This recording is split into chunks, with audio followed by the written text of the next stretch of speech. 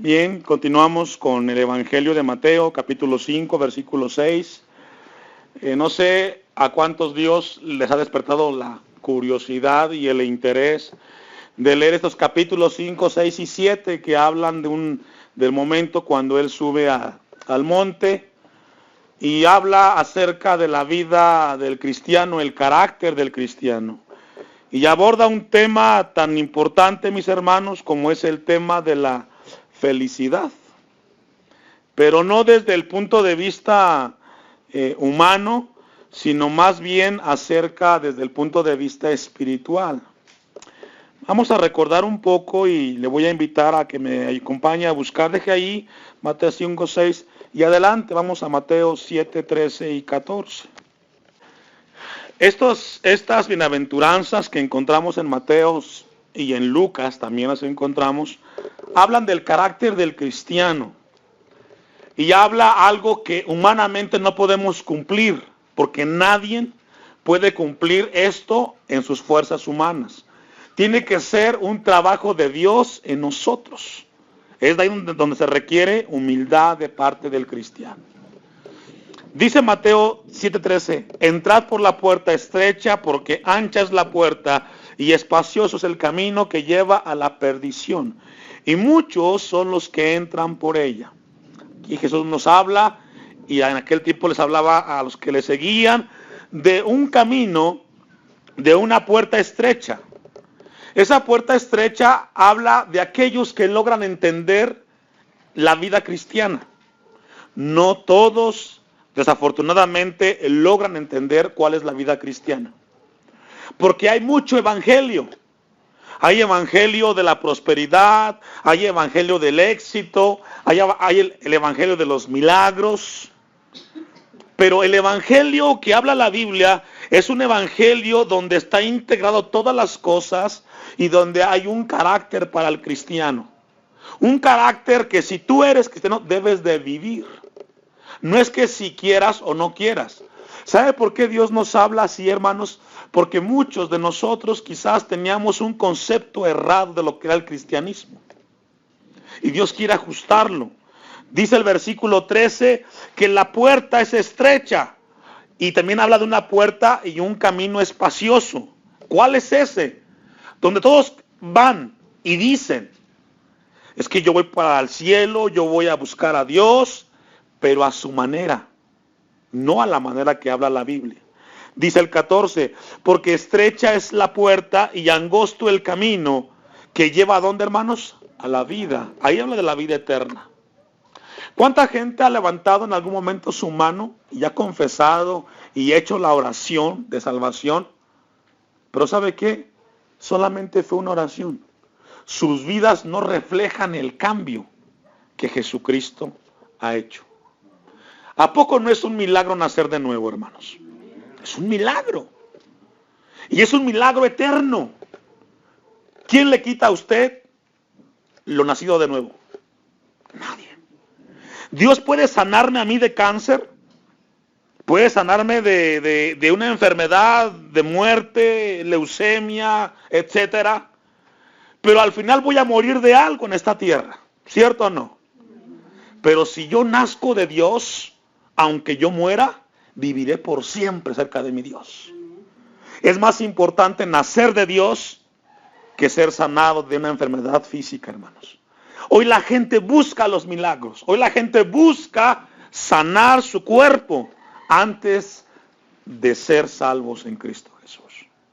Por eso el texto dice que estrecha es la puerta y angosto el camino que lleva a la vida, porque no todos querrán ser salvos.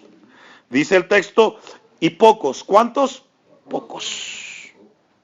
Pocos. En aquel día muchos me dirán, Señor, en tu nombre estuve en el templo, asistí a los cultos, pero de nada te sirve que asistas y en tu corazón no hay un nacimiento genuino de Dios. La felicidad que habla aquí el Evangelio de Mateo 5, hermanos, habla del carácter del cristiano. ¿Sabe que el carácter deja huella? El carácter son los rasgos distintivos de una persona. El carácter habla de quién eres y de cómo vives. ¿Verdad que sí? El carácter habla de quién somos, cómo vivimos y cómo nos comportamos. Hoy se puede decir muy poco del cristianismo, porque muy pocos viven como cristianos y se conducen como cristianos. Dice el texto, y pocos son los que lo hallan. ¿Sabe por qué? Bueno, es porque son pocos, como dice Mateo 5:3, pobres en espíritu. Son pocos los que lloran para recibir consolación. Son pocos los mansos. Son pocos los que tienen hambre y sed de justicia. Son muy pocos los que realmente aman a Dios. Aquí está el ejemplo, hermanos. Somos una congregación que ha ido creciendo, gracias a Dios, a lo largo de los años, pero que aún no logra entender la gente la dimensión de la importancia que es Dios en nuestras vidas. Cuando el hombre tiene hambre de Dios, hace hasta lo imposible por estar un momento cerca de Él, para orar, para buscarle, para escuchar. La gente no logra entenderlo. ¿Cuánto tiempo nos reunimos? 2 horas. ¿Cuánto tiempo tienes para trabajar? 8 o 10 horas. Y pensamos que el mundo es lo más importante. No logra entender el cristiano eso. Por eso son pocos los que lograrán entrar ahí, hermanos.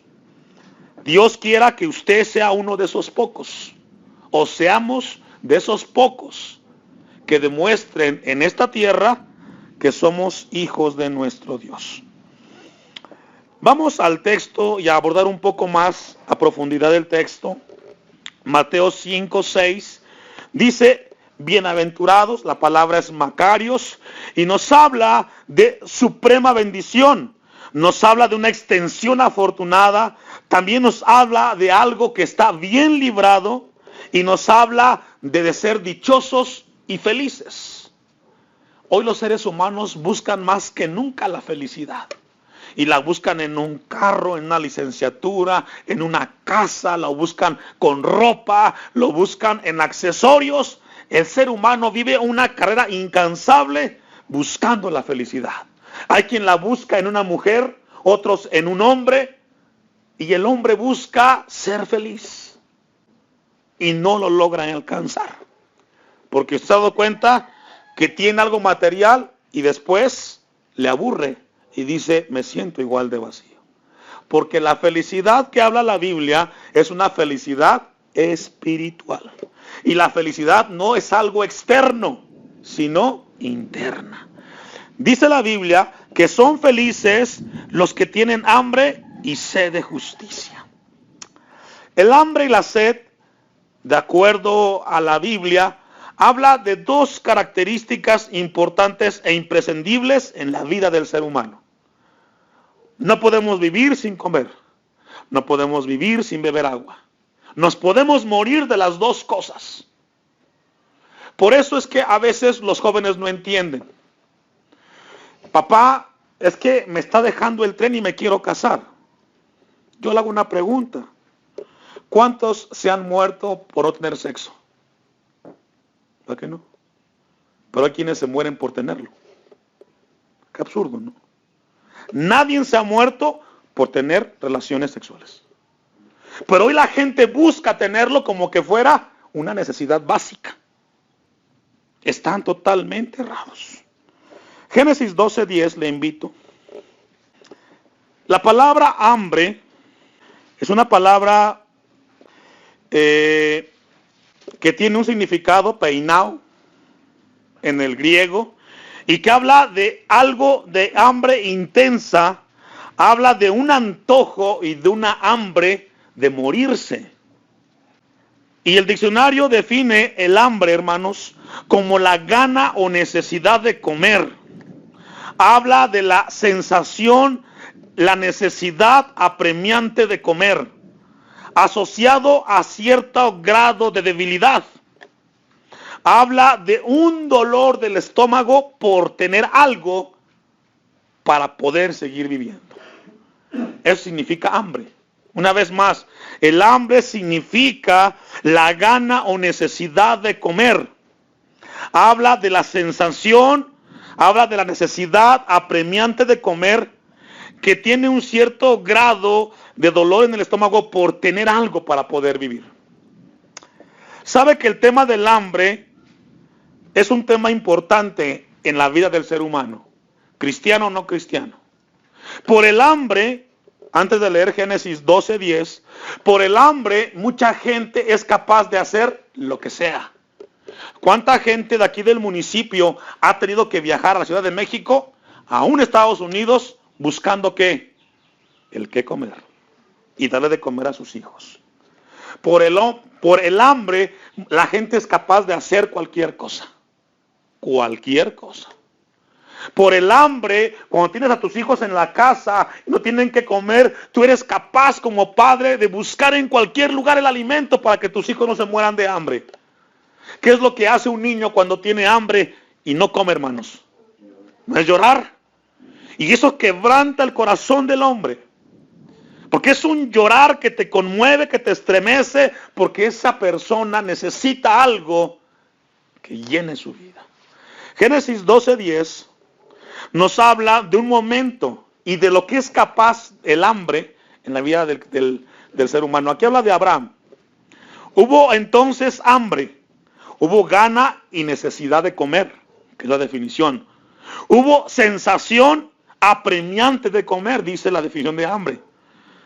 Hubo entonces un dolor en el estómago por llenarlo, porque se podía morir.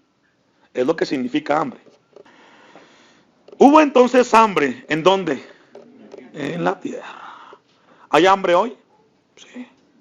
Usted ve la televisión allá en África, como masas de gente se mueven de un lugar a otro buscando qué comer.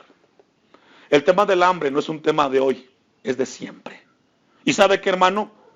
No hay fuerza humana que pueda combatir el hambre en la tierra, por muchos programas que existan o que se promueven. Porque el hambre es resultado del pecado. Fíjese, el hambre es consecuencia del pecado en la vida del ser humano. Y mientras haya pecado va a haber hambre. Solo que el hombre combate el hambre antes de combatir el pecado. Hubo hambre en la tierra. Y descendió Abraham, ¿a dónde? Egipto. Él estaba en Ur de los Caldeos, a más de 20 días. Y por el hambre, él tuvo que moverse. Por el hambre somos capaces de muchas cosas. Para morar allá, dice, porque era grande el hambre en la tierra. Y sí que duele cuando hay hambre, hermanos. Génesis 26:1. Quiero llevarle de manera así rápida y breve hacia el punto de tener hambre y sed de justicia. ¿Sí lograron entender qué es hambre, hermanos? La palabra hambre, necesidad de comer, hay un dolor en el estómago, apremia el comer. Y se come porque estamos débiles, nuestro cuerpo necesita alimento para poder vivir. Génesis 26:1, vimos el caso de Abraham, ahora vemos a Isaac. Después hubo hambre en la tierra, además de la primera hambre que hubo en los días de Abraham, que ya leímos en Génesis 12:10. Y se fue Isaac a Abimelech, rey de los filisteos, en Gerar. Vemos cómo no solamente el padre, sino que ahora vemos que el hijo también pasó por el problema del hambre. Y dice que hubo hambre en la tierra, ¿verdad que sí, hermanos? ¿Y qué hizo Isaac? Se movió. Se movió. Alguien con hambre no está quieto. Fíjese. Eso es la aplicación natural. Pero también tiene el hambre su aplicación espiritual, que es lo que Dios quiere llevarnos más adelante. Hay un hambre natural, que es la que estamos viendo ahorita. Génesis 41:27. El hambre tiene su aplicación natural, literal, ¿y qué más? Espiritual. Así como hay hambre naturalmente, también hay hambre física y espiritual. Dice el 27 también, y aquí habla cuando tuvo un sueño el faraón, ¿verdad que sí? Y se lo revela ¿a quién? José. Y habla, dice el 27, habla de las vacas flacas y feas que subían tras ellas. Son 7 años y las 7 espigas menudas y marchitas del viento solano, 7 años será ¿de qué? De hambre. Esto es lo que esto es lo que respondo a Faraón. Lo que Dios va a hacer, lo ha mostrado a Faraón. He aquí vienen 7 años de gran abundancia en toda la tierra de Egipto. Y tras ellos seguirán 7 años de hambre, y toda la abundancia será olvidada en la tierra de Egipto. Y el hambre, ¿qué dice? Sigue viendo. Si uno consume hoy el hambre en la tierra. Aquí tenemos a Dios gracias para comer. Pero hay gente que no tiene. Y consume el hambre. Porque el hambre mata cuando no se come. ¿Cierto o no? Vamos al 47:13. Ahí mismo en Éxodo, en el mismo Génesis. Estamos viendo épocas de hambruna, de hambre, de lo que es capaz el hambre, hermanos. Génesis 47:13. No había pan en toda la tierra. Y el hambre era muy, ¿qué dice? Muy grave. ¿Usted ha pasado por momentos así en su vida, hermanos? Que usted llega a la casa y no hay ni tortilla, no hay nada. ¿Cómo se siente? Se siente frustrado, impotente, quiere llorar, quiere gritar porque dice, Señor, me puedo morir de hambre. Es una desesperación que te conmueve. ¿Sabe qué? Que eres capaz de perder la vergüenza y pedir al vecino que te regale un taco. Por hambre, el ser humano se mueve de cualquier cosa. Habla aquí el texto que era muy grave el hambre. Por lo que desfalleció de hambre la tierra de Egipto y la tierra de Canaán. Y recogió José todo el dinero que había en la tierra de Egipto y en la tierra de Canaán por los alimentos que de él compraban, y metió José el dinero en casa de Faraón. Vemos cómo el hambre es capaz de trastornar, y quien tiene el recurso de amontonar y acomodarlo. ¿Sabía usted que el ser humano puede manipular a otro por el hambre? Por el hambre, mucha gente hace muchas cosas.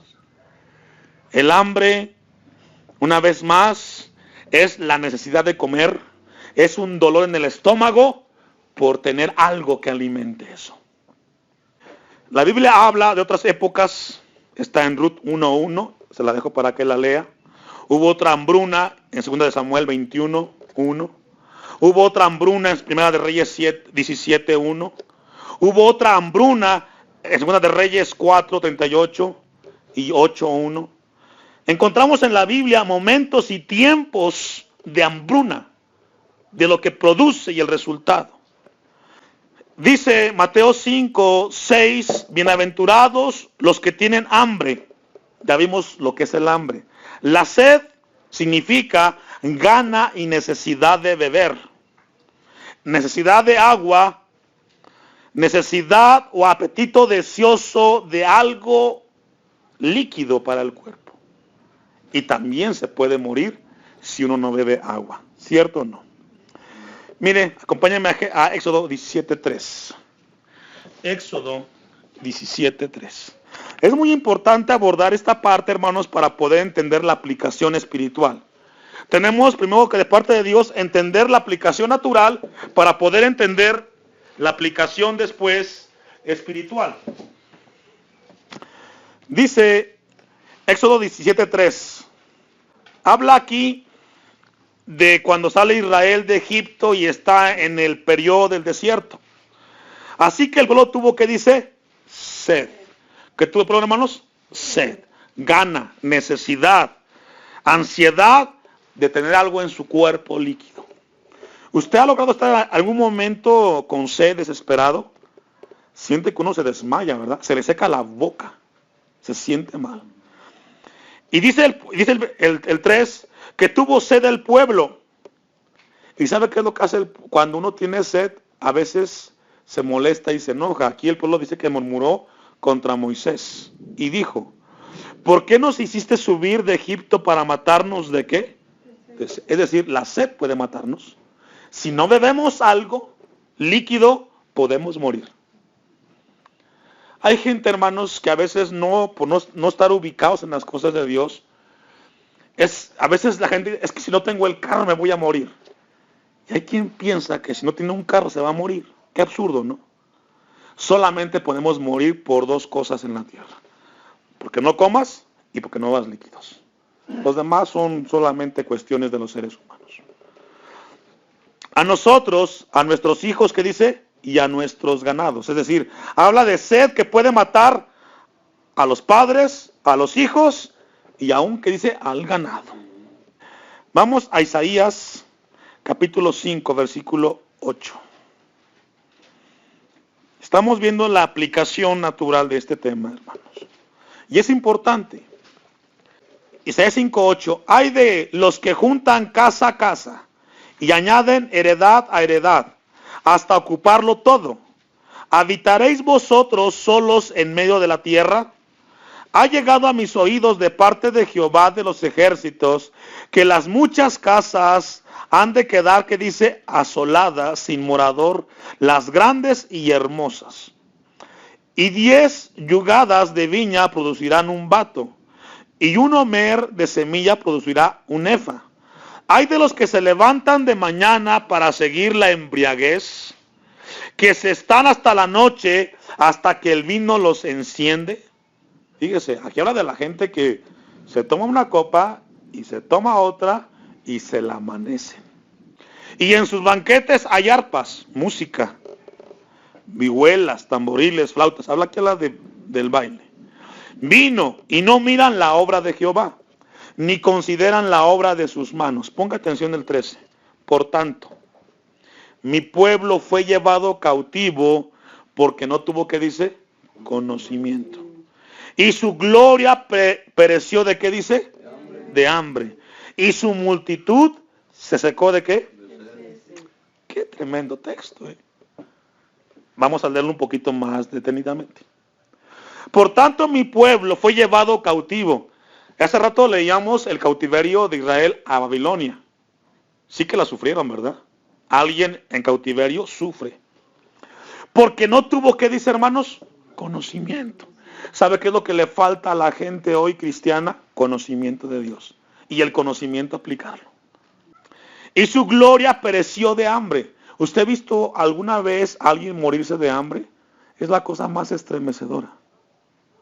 ¿Sabe que hoy tristemente hay mucha gente que se muere de hambre espiritual? Porque tienen y no saben cómo comer. Y su multitud se secó de sed. Aquí nos habla de que podemos morir tanto de hambre como de sed. Vamos a ir a Juan, capítulo 4. Juan, capítulo 4. Y vamos a ver ya la aplicación espiritual. Aquí vemos un momento en el cual Jesucristo tiene un encuentro con la mujer samaritana. Versículo 13. Jesús llega al estanque, que es lo que da el contexto. Y dice el 13, respondiendo Jesús le dijo, cualquiera que bebiera de esta agua volverá a tener sed. Aquí Jesús le habla a la mujer que estaba en el estanque, cuando se refería al agua o a la sed natural. Usted tiene sed naturalmente, ¿y qué le pasa? Se bebe un vaso de agua, pero luego a las 2 horas otra vez tiene ¿qué? Sed. Y pasa otro día, y pasa otra semana y otro año, y usted está más viejo, o estamos más viejos, y seguimos todavía ¿qué? Con sed. La sed natural es una sed que no se puede calmar. Que la tenemos hoy, la tenemos mañana. El hombre desea, pero dice Jesucristo, cualquiera que bebiera de esta agua volverá a tener sed, hablando acerca de las cosas que son pasajeras. Vea el 14. Mas el que bebiera del agua que yo le daré, no tendrá, que dice, sed jamás. Qué hermoso es encontrar una bebida que diga, esta te va a quitar la sed, naturalmente. A veces te tomas un vaso, 1 litro, 2 litros y sigues con sed. Y dices, oye, no se me quita la sed, tengo mucha sed. Jesucristo dice que el que bebiera de él, hablando espiritualmente, nunca tendrá sed jamás. ¿Sabe por qué mucha gente se mueve de una iglesia a otra? Porque anda buscando algo de Dios. Pero no está buscando a Dios, está buscando al hombre. Porque cuando el hombre encuentra a Cristo Jesús, se siente en una iglesia y ahí comienza a crecer en Dios. ¿Sabe que algo que Dios nos ha hablado aquí en la congregación constantemente? No es sano y no es bueno andar de iglesia en iglesia. No es sano. Si tú lo que buscas es saciar tu vida de Dios, ve a Cristo, ve a la cruz. No sigas al hombre. Andamos por fe y no por vista. Hoy la gente quiere seguir a Jesucristo a través de los sentimientos y emociones. Por eso tiene sed y quiere milagros y quiere aquello y quiere lo otro y no se cansa. Cuando alguien encuentra a Cristo, encuentra la paz. Y cuando encuentras la paz, lo que quieres es crecer en Cristo Jesús. Y dices, Dios me trajo aquí y yo sé que mi sed es saciada en Él. Cuando tengo ganas y sed de Dios, me arrodillo y sé que mi Padre me escucha. Cuando alguien sacia su sed en Cristo Jesús, deja de seguir al hombre y sigue a Cristo Jesús. Qué interesante, ¿verdad? Dice el 14, sino que el agua que yo le daré será en él una fuente de agua que salte para vida eterna. Fíjese, qué tremendo. Allá adelantito, en Juan 6:27. ¿Por qué Jesús dice que el agua que Él nos da va a ser como una fuente que salte para vida eterna? Porque está hablando acerca de aquello que no perece, de aquello que es eterno. Hermanos, ya vimos que por el hambre y la sed, la gente se mueve y hace lo que sea imposible y posible por saciar eso. ¿Y sabe por qué el hombre sigue así? Porque no ha encontrado a Cristo en sus corazones. He conocido muchos casos de gente que con 5, 10, 15, 20 años de ser cristianos, no han encontrado ubicar su vida en una iglesia. Eso es triste y lamentable. Eso habla de que no han encontrado a Cristo en su corazón. Dice Juan 6:27, trabajad, no por la comida que perece. Si usted es hijo de Dios va a entenderlo. Tenemos que trabajar, sí es importante el trabajo.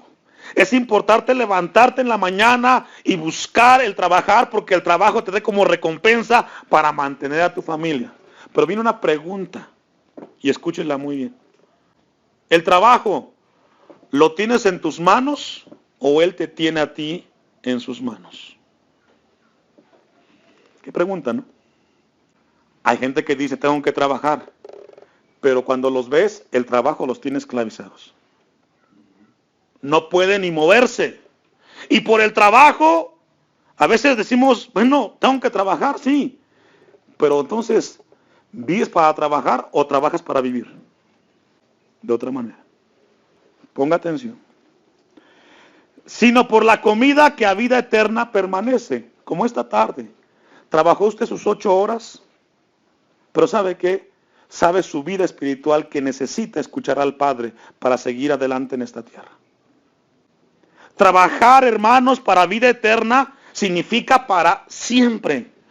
Yo le decía hace rato, es un milagro que alguien se sane de cáncer, es un milagro que alguien se ha sanado de leucemia, es un milagro que se levanta un paralítico, pero es un mayor milagro nacer de Dios. ¿Quién le quita a usted lo nacido de Dios? Ni la muerte se lo quita.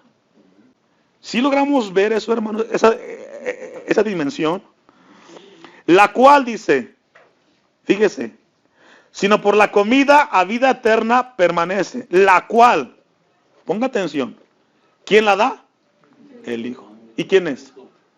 Fíjese, no es un movimiento, no es un predicador, no es darle 7 vueltas a una catedral, no, el Hijo del Hombre. Y Él nos las da gratis. Gratis. Porque a este señaló Dios el Padre. Por eso Jesús dice que el que bebiera del agua será como una fuente que saltará para vida eterna. Porque la recibimos del Hijo de Dios, de Jesucristo. Ahí mismo vamos a ir a Juan 6 y vamos a ir al versículo 35.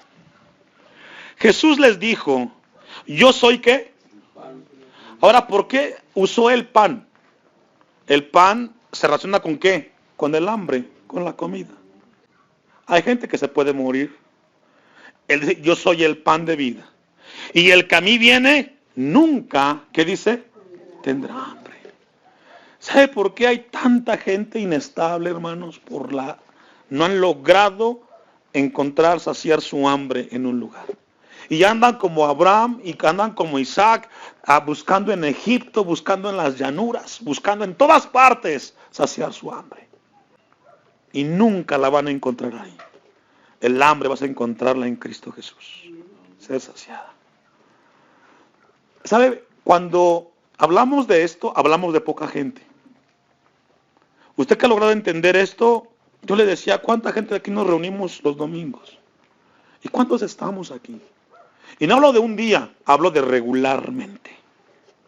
Dice el 35, el que en mí cree, no tendrá, que dice, sed jamás.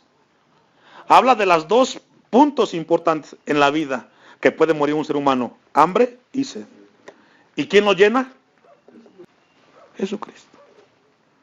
Mire, hermano, a veces el ser humano ha hecho tan difícil lo fácil. Lo que es arrodillarte, ir a Dios en Cristo Jesús y saciar tu hambre y tu sed. No lo hemos logrado entender. Hoy la iglesia, hermanos, no lo ha logrado entender. Por eso dice Mateo 5:6, felices son los que tienen hambre y sed de justicia. Ellos serán, ¿qué dice? Saciados. ¿Sabe quién sacia al ser humano? Cristo Jesús. ¿Sabe qué es saciarse, hermanos? Es tener enfrente de ti una mesa grande llena de muchos manjares, que solo de verlo te llenas. Y puedes comer fruta y puedes comer vegetales y carnes y legumbres y tienes de todo. Y tienes comida hasta que se te quite el hambre. Por eso son felices ellos. Porque ellos no andan de un lugar a otro, ellos van a Cristo. Qué extraordinaria es la palabra de Dios. Vamos a dejarlo, vamos a concluir. Aún no concluimos el tema. Va a ser necesario una vez más. Hay una cita que está en Amós, y ahí lo dejamos. Amós 8:11. Va a ser necesario un martes más. Amós 8:11. Esta es una promesa, pero solamente van a lograrla identificar los que sus sentidos espirituales están bien ejercitados. ¿Ya tiene Amós 8:11? He aquí vienen días, ¿dice quién? Jehová. Fíjese, dice Jehová el Señor, en los cuales enviaré, ¿qué dice? Hambre a la tierra. No hambre de pan, ni sed de agua, sino de qué dice. ¿Sabe que eso es un día, hoy es un día de esos? Hoy hambre de Dios. Veamos a la gente cómo se desplaza, cómo de repente hay un evento cristiano, un concierto, una campaña, una cruzada, y se mueven las masas. Hay hambre de oír. Solo que a veces la gente se equivoca y lejos de oír a Dios, van a oír a un predicador. Y es donde caen en la tentación. Cuando habla de hambre la Biblia, habla de sed, habla de gente moverse sin importarles si tienen o no tienen. ¿Cuánta gente sin un peso se va de aquí a México buscando un trabajo para calmar el hambre? O viajan al extranjero sin tener cómo pagarle a un coyote para poder llegar a ese lugar. Mateo 5:6 dice, bienaventurados, felices, dichosos los que tienen hambre y sed. Pero vea, no de pan ni de agua, sino de qué dice, de justicia.